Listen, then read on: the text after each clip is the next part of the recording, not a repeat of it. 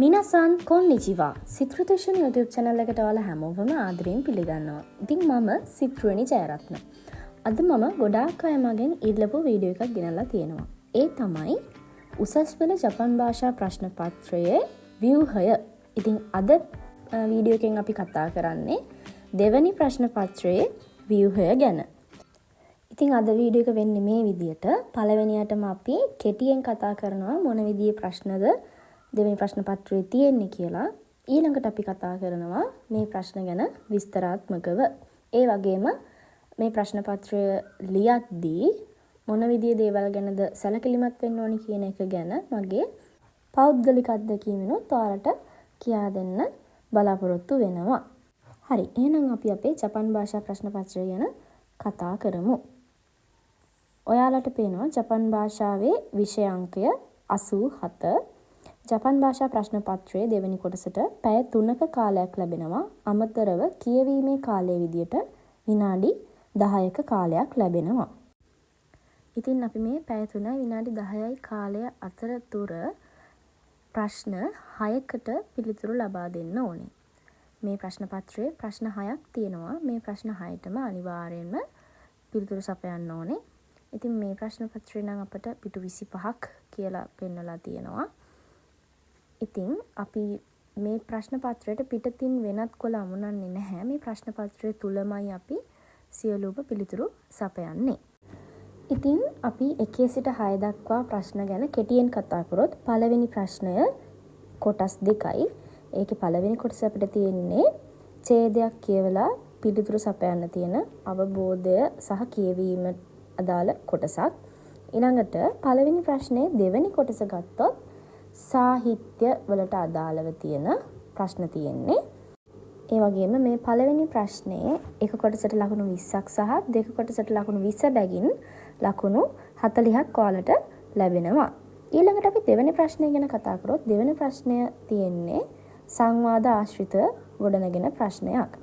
මේ ප්‍රශ්නේදී සංවාද 4ක හිස්තැන් පිරවීමටත් ඒ වගේම අප විසින් දීලා තියෙන තොරතුරු වලට අදාළව සංවාදයක් ගොඩනැගීමටත් තියෙනවා. මේ ප්‍රශ්නෙට ලකුණු 50ක් හම්බ වෙනවා. තුන්වෙනියට ඔයාලට ලැබෙන ප්‍රශ්නය පරිවර්තනයක්. මේකෙදි ජපන් භාෂාවෙන් දීලා තියෙන ඡේදයක් සිංහල, දෙමළ හෝ ඉංග්‍රීසි භාෂාවට පරිවර්තනය කරන්න සිද්ධ වෙනවා. මේ ප්‍රශ්නෙට ලකුණු 25ක් ලැබෙනවා. හතරවෙනි ප්‍රශ්නයෙන් අපෙන් පරීක්ෂා කරන්නේ කන්ජි දැනුම. මේ ප්‍රශ්නයට ලකුණු 20ක් හම්බ වෙනවා. පස්වෙනි ප්‍රශ්නයේදී අපෙන් රචනාවක් ලිවීම බලාපොරොත්තු වෙනවා. ඒකට ලකුණු 30ක් ලැබෙනවා. 6 වෙනි ප්‍රශ්නයත් කොටස් 2යි. 6 වෙනි ප්‍රශ්නේ පළවෙනි කොටස ව්‍යාකරණ ආශ්‍රිත ප්‍රශ්නයක් තියෙන්නේ. මේ කොටස වලට ලකුණු 15ක් ලැබෙනවා. ඊළඟට 6 වෙනි කොටසේ දෙවෙනි කොටස හෙවත් අවසාන කොටස අපේ ප්‍රශ්න පත්‍රයේ මේක ජපන් භාෂාවේ සංස්කෘතික කොටසට අදාළ ප්‍රශ්න තියෙන්නේ. ලකුණු 20ක් ලැබෙනවා. ඉතින් අපි පළවෙනි ප්‍රශ්නය ගැන කතා කරමු. පළවෙනි ප්‍රශ්නේ පළවෙනි කොටස. මේකෙදි අපට පිටු 1මාරක් දෙකක් පමණ තියෙන ඡේදයක් කියවලා මේ ඡේදයේ තොරතුරු වලින් පිළිතුරු සපයන්න තමයි තියෙන්නේ. ඉතින් මේ ඡේදයෙන් පිළිතුරු සපයනකොට අපි සැලකිලිමත් විය යුතු දේවල් කීපයක් තියෙනවා. ඔයාලා මේ ඡේදය මුලින් කියවලා පස්සේ උත්තර ලියන්න ගියොත් ඔයාලගේ වෙලාව ටිකක් වැය වෙන්න පුළුවන්. ඒ නිසා ඔයාලට මෙන්න මේ ක්‍රමය අනුගමනය කරලා බලන්න පුළුවන්. ඔයාලා පළවෙනි ප්‍රශ්නය කරන්න ගත්තාම මුලින්ම මේ ඡේදයෙන් අපෙන් අහලා තියෙන ප්‍රශ්න ටික කියවන්න ගන්න. මුලින්ම මේ ඡේදයෙන් දීලා තියෙන ප්‍රශ්න ටික හොඳට කියව ගන්න. කියවලා අදහසක් ගන්න අපි මේ ඡේදයේ මොන තොරතුරු පිළිබඳවද වැඩි අවධානයක් යොමු කරන්න ඕනේ. කොයි තැන්වලින්ද අපි පිළිතුරු එකතු කරගන්න ඕනේ කියලා. මේ විදිහට ප්‍රශ්න ටික හොඳට කියව ගත්තට පස්සේ අපි අපේ කම්ප්‍රිහෙන්ෂන් එක පැත්තට යනවා. මේකෙදි අපිට ඔක්කොම එකපාර මතක තියාගන්න අමාරුයිනේ. අපිට පුළුවන් පොඩි කොටස් කඩලා ඒ කොටස කියවලා ඊළඟට අපේ ප්‍රශ්නවල ඒකට අදාළව තිබ්බ කොටස් තියෙනවා නම් පිළිතුරු සපයන්න. දැන් උදාහරණයක් විදිහට ගත්තොත් මේ ඡේදයේ මෙන්න මේ කොටස, මෙන්න මේ පොඩි කොටස අපි මුලින්ම කියවනවා. ඊළඟට අපි ඒ කොටසට අදාළ ප්‍රශ්නයක් අපිට තිබ්බද හෝ මතකයක් තියනවද නැත්නම් ඒ කොටසට අදාළ ප්‍රශ්නයක් තියනවද කියලා බලලා ඉක්මනට ඒ පිළිතුර සටහන් කරගන්නවා. ඉතින් ඔන්න ඔය විදිහට කොටසින් කොටස කියවෙමින් අර අපි කලින් ප්‍රශ්න බලලත් තියෙනවනේ. මේ අවබෝධයත් එක්ක ප්‍රශ්න වලට පිළිතුරු සපයගෙන යනවා. සම්පූර්ණ ඡේදය පිළිබඳ අදහසක් විමසලා තියෙනකොට අපි ඒකට පිළිතුරු සපයන්නේ සම්පූර්ණ ඡේදයම ආවරණය වෙන්න කියෙව්වට පස්සේ. ඒ කියන්නේ හරියට දැන් අපිට මේ සම්පූර්ණ කම්ප්‍රීෂන් එක කියවලා ඉවර වෙලා ලියන්න පුළුවන් ප්‍රශ්නයක් විදිහට අපිට දීලා තියෙනවා. මේ අදාළ ඡේදයට අපිට දෙන්න පුළුවන් නමක් ලියන්න. මේකට මාතෘකාවක් ලියන්න කියලා. එතකොට අපි සම්පූර්ණයෙන්ම ඡේදය කියවලා තිබ්බොත් තමයි අපිට ඒකට ගැළපෙන නමක් ලියන්න පුළුවන්. ඔන්න ඔය විදිහට අපිට පළවෙනි ප්‍රශ්නේ පළවෙනි කොටසට උත්තර ලියන්න පුළුවන්. මේ ටිකට හරියට උත්තර ලියුවොත් අපිට ලකුණු 20ක් ලැබෙනවා. ඊළඟට අපි යනවා දෙවැනි කොටසට. පළවෙනි ප්‍රශ්නේ දෙවැනි කොටස. මේ කොටසේදී අපිට ලියන්න තියෙන්නේ අපි කලින් ඉගෙන ගත්ත ජපන් සාහිත්‍ය වලට අදාළව පිළිතුරු. අපිට පිළිතුරු ලිවීම සඳහා අවශ්‍ය වෙන කොටසක් දෙනවා. දීලා ඉවරලා එකෙන් තමයි ප්‍රශ්න අහන්නේ. ඔයාලා දන්නවා අපිට සාහිත්‍ය පාඩම් තුනක් තියෙනවා. යුමෙජූයා, හෂිරෙමෙරොසු සහ අමිනිමෝ මගිසු. ඔයාලට මේ පාඩම් තුනෙන් තමයි මේ පිළිතුරු ලියන්න තියෙන්නේ. ඉතින් ඔයාලට මේ පාඩම් තුන ආවරණය කරගන්න බැරි වුණා නම් ඔයාලට පුළුවන් මගේ channel එකේ තියෙන A level කියන playlist එකට ගිහිල්ලා ඒ පාඩම් ටික ආවරණය කරගන්න. ඉතින් හොඳට පාඩම් කරලා ගියොත් එහෙම මේ සාහිත්‍ය ප්‍රශ්න කියලා කියන්නේ ගෙදරින් අරගෙන යන ලකුණු 20ක් වගේ. ඔයා කලින් හොඳට කියවලා හොඳට ලෑස්ති වෙලා ගියොත් අනිවාර්යෙන්ම සාහිත්‍ය ප්‍රශ්නේ ලකුණු 20 ඔයාට ගන්න පුළුවන්. ඊළඟට අපි යනවා දෙවෙනි ප්‍රශ්නේ පැත්තට. දෙවෙනි ප්‍රශ්නේදී ඔයාලට තියෙන්නේ දෙබස් ආශ්‍රිත ප්‍රශ්නයක්. මේකෙදි හිස්තැන් පුරවන්න දෙබස් 4ක් සහ තනියම දීලා තියෙන තොරතුරු වලට අනුව නිර්මාණය කරන්න දෙබසක් තියෙනවා. ඉතින් හිස්තැන් පුරවන දෙබස් ගැන කිව්වොත් මේ දෙබස් වලට උඩින් පින්තූරයක් දීලා තියෙනවා. මේක බලලා ඒකට ගැළපෙන තොරතුරු අනුව තමයි පුරවන්න තියෙන්නේ. දෙබස් ලියනකොට සැලකිලිමත් වෙන්න ඕන දෙයක් තියෙනවා. එකක් අපිට සංස්කෘතික කරුණු ගැන අවධානය යොමු කරන්න සිද්ධ වෙනවා. එක එක අවස්ථාව අනුව අපි ජපන් භාෂාවේදී පාවිච්චි කරන විවිධ වචන ඒ වගේම ව්‍යාකරණ ගැන අවබෝධයක් තියෙන්න ඕනේ. දැන් හිතන්න අපි රෙස්ටෝරන්ට් එකකට වගේ ගියාම කෑම ඕඩර් කරන අවස්ථාවක් ගැන ලියනවා කියලා. එතකොට රෙස්ටෝරන්ට් එකට ඇතුළු වෙනකොට ඒකේ සේවකයෝ මොන වගේ වචනද කියන්නේ, ඒ වගේම ඕඩර් එකක් දෙනකොට අපි පාවිච්චි කරන ව්‍යාකරණ මොනවද, ඒ වගේම ඒ සම්බන්ධව අපිට පාවිච්චි කරන්න පුළුවන් අනිකුත් වචන, ඔන්න ඔය දේවල් ගැන කල්පනා කරලා තමයි අපි දෙබසේ හිස්තැන් පුරවන්න ඕනේ. ඉතින් ওই විදිහට දෙබස් 4ක හිස්තැන් පිරෙව්වට පස්සේ හිතලා ලියන්න තියෙන දෙබස තියෙනවා. මේකෙදි අපිට තොරතුරු කිහිපයක් දීලා තියෙනවා. ඔන්න ඔය ටික ඇතුළත් කරලා දෙබසක් ලියන්නයි තියෙන්නේ. ඒකට ලකුණු 10ක් හම්බ වෙනවා.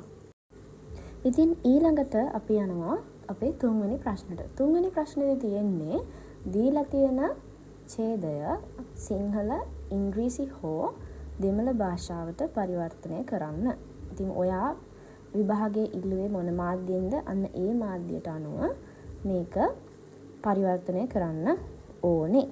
ඉතින් පරිවර්තනයක් කරද්දී ඔයාලට පේනවා 1 2 3 විදිහට මේකේ වාක්‍යයන් අනුව තමයි මේ වාක්‍ය බෙදලා තියෙන්නේ. මේ විදිහට වාක්‍ය 20ක් පමණ තියෙනවා. ඉතින් ඔයාලට පුළුවන් පරිවර්තනය කරන්න ඕන වාක්‍ය මුලින්ම වෙන් කරගන්න. ඊට පස්සේ ඉලක්කම් පිළිවෙලට ලියාගෙන යන්න. මෙහෙම ලියනකොට අපි හැම වචනෙම දන්නේ නැති අවස්ථා තියෙන්න පුළුවන්. බැරි වෙලා හරි එක වචනයක්වත් දන්නේ නැත්නම් අපි ඒ වාක්‍ය නොලියා ඉන්නේ නැහැ. හරිද? අපි මොකක් හරි එක වචනයක් දන්නේ නැහැ කියලා හිතන්න මොකක් හරි වාක්‍යයක. ඒ වචනේ දන්නේ නැති තැනට හිස් තැනක් තියන්නේ නැහැ. හරිද? එහෙම නොකර අපි ගෙස් කරලා ලියන්න පුළුවන්. එතකොට ළඟින් යන උත්තරයක් තිබුණොත් අපිට ලකුණු ලබා ගන්න හැකියාවක් තියෙනවා. ඉතින් පරිවර්තන ප්‍රශ්න ගැන ඔන්න ඔය ටික තමයි කියන්න තියෙන්නේ. අපිට ලකුණු 25ක් ලැබෙනවා. තුන්වෙනි ප්‍රශ්නයෙන් පස්සේ අපි යනවා හතරවෙනි ප්‍රශ්නෙට. හතරවෙනි ප්‍රශ්නය තමයි kanji ප්‍රශ්නය. මේක ලකුණු 20ක් ලැබෙන ප්‍රශ්නයක්. අපිට වාක්‍යයන් ඇතුළේ දීලා තියෙනවා හිරගනා වලින් දීලා තියෙන වචන අන්ඩර්ලයින් කරලා තියෙනවා නම් ඒක kanji වලින් ලියන්න ඕනේ. kanji වලින් ලියලා තියෙන වචනයක් අන්ඩර්ලයින් කරලා තියෙනවා නම් අපි ඒක හිරගනා වලින් ලියන්න ඕනේ. මේවා ලියන්නේ මෙන්න මේ විදිහට දීලා තියෙන කොටු 20 ඇතුලේ. අදාළ අංකයට අනුව kanji හෝ හිරගනා වචනය තෝරලා ලියන්නයි තියෙන්නේ. ඉතින් ඔයාලට kanji පාඩම් කරන එක ප්‍රශ්නයක් නම් මම කොයි විදිහටද උසස් පෙළට kanji පාඩම් කරේ කියන එක ගැන උසස් පෙළ ජපන් වලට ඒ සාමාර්ථයක් ගමු කියන වීඩියෝ එක ඇතුලේ ඒ ගැන කියලා තියෙනවා. ඔයාලට පුළුවන් මේ වීඩියෝ එකත් බලන්න. ඊළඟට අපි පස්වෙනි ප්‍රශ්නය දිහා බැලුවොත් ඒකෙදි අපිට තියෙන රචනා ලියන්න. මේ සඳහා අපිට මාතෘකා දෙකක් ලැබෙනවා. මේ මාතෘකා දෙකේදීම අපිට දීලා තියෙනවා මේ මාතෘකාව අදාළව ලියනකොට මොන වගේ තොරතුරුද රචනාව තුළ අනිවාර්යෙන්ම අන්තර්ගත වෙන්න ඕනේ කියලා. ඉතින් මේ දෙකෙන් කැමති එකක් තෝරගෙන අපි මේ දීලා තියෙන කොටු 400 කොලේ ඇතුලේ අපේ රචනාව ලියන්න ඕනේ.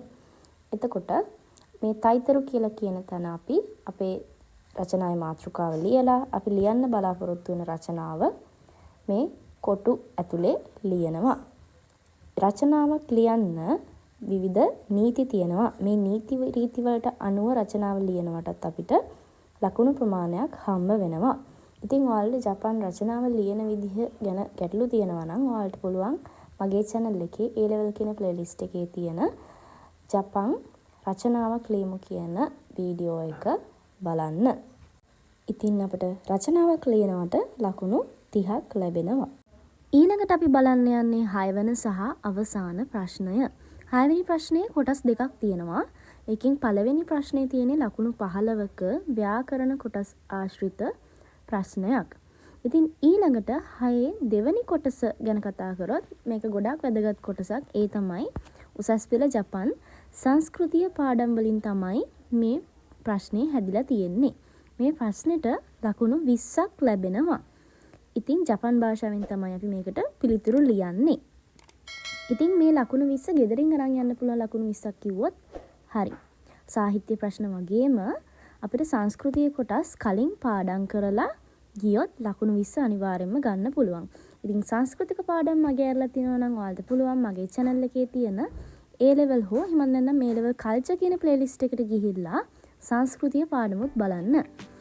ඉතින් අපි ඔන්න පේපර් එකේ තියෙන ප්‍රශ්න 6 ගැනම කතා කරා. ඉතින් උසස් පෙළ විභාගයට යන්න කලින් අනිවාර්යෙන්ම past papers කරලා යන්නත් අමතක කරන්න එපා. ඒ වගේම මේ වීඩියෝ එක ගැන ඔයාලගේ යාළුවොත් එක්ක share කරන්න අමතක කරන්නත් එපා. එහෙනම් මං ගිහිල්ලා එන්නම්. මං ඔයාලගේ චූටි සෙන්සෙයි සිත්රු සෙන්සෙයි.